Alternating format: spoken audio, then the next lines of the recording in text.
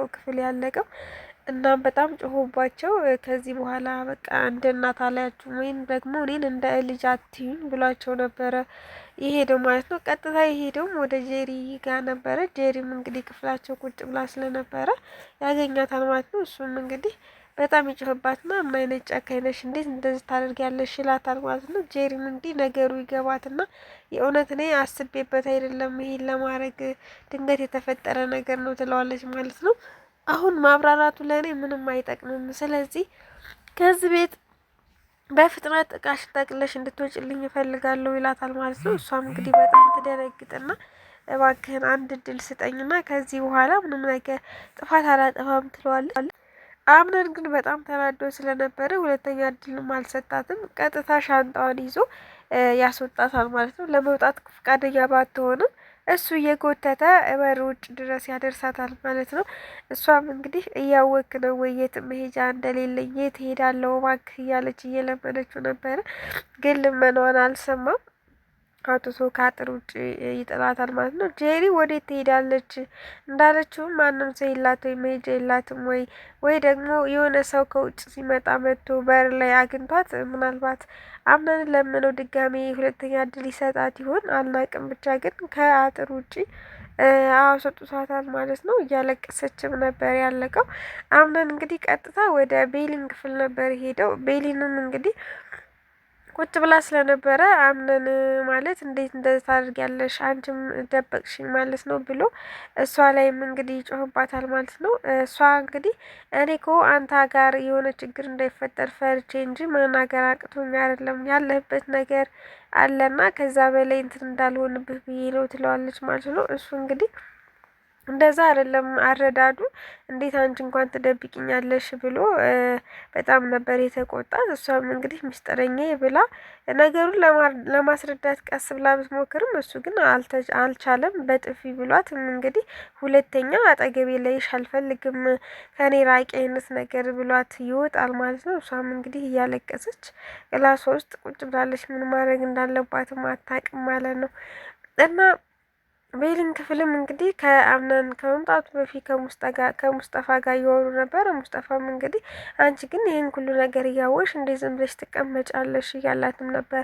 ቤሊንም እንግዲህ ምን ላድርግ አምናን እንኳን ብዙ ችግር አለበት ደግሞ እኔ መናገር አልፈልግም የባሰ ችግር ሊሆንበት አልፈልግም ሲላትም ነበረ። እና ሙስጠፋ ግን እሱም እንደሚያውቅ ይነግራታል። እሷ ደግሞ እንዴት አንተ እስከዛሬ ድረስ ይሄን ነገር እያወቅ ዝም እንዴት ትለኛለህ ትለዋለች ማለት ነው። እሱም እንግዲህ ምን ላድርግ እኔም እኮ ከጨካኞቹ ጎን ነው የምቆጠረው ሲላትም ነበር። እሷም እንግዲህ አዎ ለነገሩ እውነትህን ነው በእርግጥ ሰው ነው እኮ ጨካኝ እንድትሆን የሚያደርግህ ስትለውም ነበረ። እና ቤሊንን እንግዲህ ሙስጠፋም እንደዛ ሲላትም ነበረ። በስተመጨረሻም እንግዲህ እናት ዛህራና የእናት ዛህራን ጓደኛ ሜካፕ እየሰራቻቸው ነበረ። እና ምን አስባ እንደሆነ አናቅም። ብቻ ግን እናት ዛህራ ጎሽም ይመጣል ብላ ስላሰበች እንደዚህ ቆንጆ አርጊኝ ብላ የሜካፕ እየቀባቻት እያለ ጓደኛዋም ትመጣለች። እሷም እንግዲህ እኔ እስከ እናት ዛህራ ምን አንሳለሁኝ ስለዚህ እኔም መቀባት አለብኝ ብላ እሷንም ትቀባታለች ማለት ነው። ሜካፕ አይደለም የቀባቻቸው ብቻ መጫወቻ ነበር ያደረገቻቸው። ይሄ ሁሉ ምንድነው? ጎሽም ስለሚመጣ ያው ከሁለት አንዱ እንዲመርጥ በሜካፕ እንመር ብለው አስበው ነው በእነሱ ቤት። ግን እሷ እንደዛ አልነበር የሚያደርገቻቸው። እና ልክ በር ተንኳኩቶ ጎሽሜ መቶ ሊከፍቱ ሲሉ ጎሽሜም እንግዲህ በጣም ይገረምና ምን ላይ ተንደባላችሁ ነው ፊታችሁ እንደዚህ የሆነው ሲላቸውም ነበር። እነሱም እንግዲህ እኔ ነኝ የማምረው እኔ ነኝ የማምረው እየተባባሉ ነበረ። ምክንያቱም ሁለቱም ጎሽሜን ይወዱት ነበረ። እና ማን መምረጥ እንዳለበት ግራ ተጋብቶ እሱም እንግዲህ ይቆጣቸዋል ማለት ነው። ሜካፕ እኮ የሰው ልጅ መገለጫ አይደለም። እውነተኛ መልካችሁን ነው እኔ የምወደው። ሲጀመር ደግሞ እናት ዛህራ ለትዳር እንደሚፈልጋት ጓደኛዋ ፊት ይናገራል ማለት ነው። እሷም በጣም ትናዳለች። ምክንያቱም የቀድሞ ባለቤቷ ስለነበር የእናት ዛህራ ጓደኛ ትንሽ ትናዳለች ማለት ነው። አሁን ላይ እናት ዛህራን ለትዳር በመፈለጉ በጣም ትደነግጥና እንዴት እንደዚህ ሊሆን ይችላል ብለው ሁለቱም ይደናገጣሉ ማለት ነው። ጎሽሜ ግን ምግብ ቶሎ ብላችሁ ሰርታችሁ አምጡልኝ፣ 2 ሴት ሆኖ ምንድነው እያሉ ወደ ኪችን በሚመጣ ሰዓት ኪችን ላይ እንግዲህ እርስ በርስ እየተጣሉ ነበረ። እናት ዛራ መጥረጊያ ይዛለች። ያችኛዋም ለጎሽሜ ምግብ መስራት አለብኝ ብላ ስላሰበች የሆነ እንደ ጭልፋ ነገር ይዛ ስለነበር በዛ እንግዲህ እየተጣሉ መሀል ላይ ይገባና ጎሽሜ አንቺም ተይ ብሎ ይገላግላቸዋል ማለት ነው። እና 2 ሴት ሆናችሁ እስካሁን ለእኔ ምግብ ማምጣት አቅቷችሁ ነው ወይ? በቃ እሺ ምግብ አምጡልኝ ብሎ ወደ ውጭ ይወጣል ማለት ነው። እናት ዛራ የሆነ ክፍል እያጸዳች በነበረበት ሰዓት እንግዲህ ማርያ እናት ዛራን ወይዘሪት ዛራ እኔ የምልሽ ከዚህ በኋላ የቤቱ እመቤት ስለሆንኩኝ እኔ የምልሽን እኔ የማዝሽን ነገር ነው ማድረግ ያለብሽ እና ደግሞ የሚፈልገውም ነገር ካለ እንድታደርጊልኝ ትላታለች ማለት ነው። ዛራም እንግዲህ ደግሞ አንቺ ማነሽ ስትላትም ነበረ። እሷም እንግዲህ አላወሽም እንዲ የቤቱ እመቤት አድርገውኛል በቃ ስትላት ማን አድርጎች ነው ስትልም አቶ አምነንማ አያቴ ሴማ ናቸው። ብቻ ብዙ ሰው ለነገሩ እዚህ ቤት ውስጥ ብዙ ሰው ስላለ አንቺ አይፈረድብሽም፣ ግን ደግሞ ከዚህ በኋላ እኔ ያልኩሽን ነው ማድረግ ያለብሽ ስትላትም ነበር። እናት ዛራም እንግዲህ ተረት ይተርቱባትና የሆነ መጨረሻ አማራጭ ስላልነበራት እናት ዛራ እሺ እመቤቴ አንቺ እንዳልሽ ይሆናል ትላታለች ማለት ነው።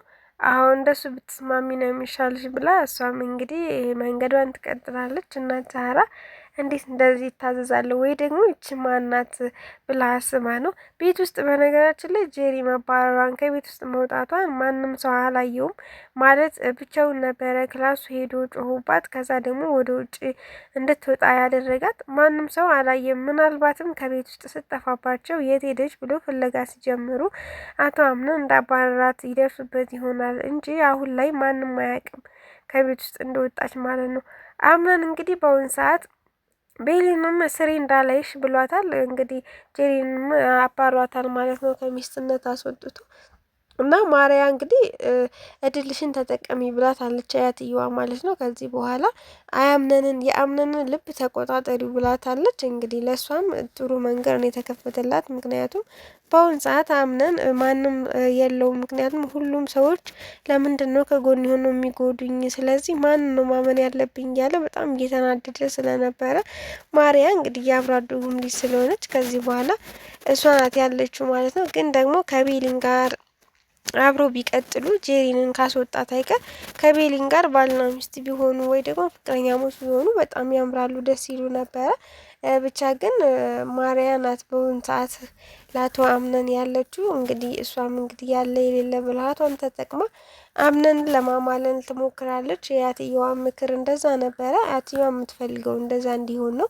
ቤሊን ከዚህ በኋላ እንግዲህ ያለውን ነገር መቻል አለባት። ለምን ከማርያ ጋር በተደጋጋሚ ስታዩም ሆነ ከእሷ ጋር የፍቅር ግንኙነት እንኳን ቢጀምርም መናደድ የለባትም። ምክንያቱም አምነን ቤሊን ስለሚወዳት አንድ ቀን ከማርያ ጋር ወጥቶ ወይም ተጣልቶ እንደሚመጣ ልቧ ስለሚያውቅ ምንም ማለት አይደለም። ብቻ ግን አምነን መቼ ነው የቤሊን የሚሆነው የብዙዎች ጥያቄ ነው። እና የዛሬው ክፍል ይሄን ይመስል ነበረ። አምነን በጣም ብቸኝነት ተሰምቷል። ሁሉም ሰው ከጎን የሆኑ ነው እንትን የሚለኝ ለምንድን ነው እያለ ማለት ነው። ማንም ሰው አልነበረኝም ማለት ነው። ሁሉም ሰው አስመሳይ ነው። እኔ ምን ይሻለኛል እያለ በጣም ብቸኝነት ተሰምቶታል። ምክንያቱም ማንም ሁሎቹንም ማለት ነው የሆነ ወሬ ከውጭ ነው የሚያገኙባቸው የሚደርስባቸው ማለት ነው። በዛ ነገር ደግሞ በጣም ተሰምቶታል። ግን ደግሞ ምን ማድረግ አለብኝ የሚለውን እንግዲህ ቁጭ ብሎ እያሰበ ነው። የቤልን ግን ስለሚወዳት ምናልባትም መልሶ ይቅርታ ያደርግላት ይችላል። እንግዲህ ቀጣይ የምናይ ይሆናል። ሰላም ውድና የተከበራችሁ ቤተሰቦች በያላችሁበት ሰላማችሁ ብዝት ይበልልኝ። ላይክ፣ ሸር፣ ሰብስክራይብ እያደረጋችሁ አበረታቱኝ። የምታደርጉኝ ቤተሰቦች ያላችሁ እጅግ አድርጌ አመሰግናለሁኝ። እስከዛው ቀጣይ ክፍል እስኪለቀቅልን መልካም ጊዜ